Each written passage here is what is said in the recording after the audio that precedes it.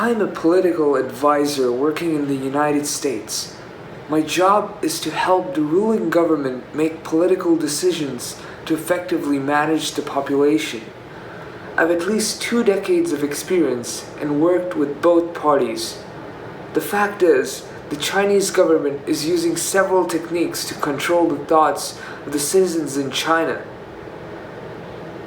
From birth, newspapers, magazines, and books spread false information about the real world and form ill perspectives in people's minds. The reading material often emphasizes the power of the nation and makes democracy appear as a threat to mankind. Publishers that provide conflicting perspectives, usually those that oppose the nation's core belief, are arrested and the books are confiscated.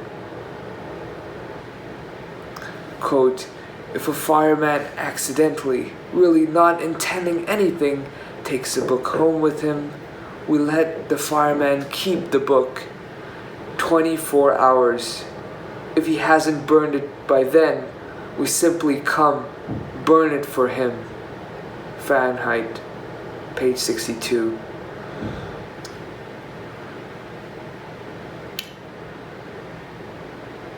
The governing method comes with several advantages. The less information people know, the more stable the society. It is a compromise between knowing the truth and seeking happiness and satisfaction. One can't enjoy both, though I know through experience that an individual is unstable when he's told the truth. The Chinese government usually opts for the latter by satisfying the population with biased perspectives while gaining stability. They'll grow up with what the psychologists used to call instinctive hatred of books and flowers. Quote, reflexes unalterably conditioned. They'll be safe from books and botany all their lives. Brave New World. It is more efficient to control such large populations using these governing methods. The superior or wealthy educate themselves and have a broader perspective by traveling abroad. The poor or damned are destined to live in a virtually controlled environment where nearly every aspect is a decision of the higher power. Quote, you're so conditioned that you can't help doing what you're out to do. And what you're out to do is on the whole so pleasant, so many of the natural impulses are allowed free play that there really aren't any temptations to resist. Brave New World. The disadvantages, although expressed in a passive manner, are still present. Even more importantly, moral and ethical issues are faced.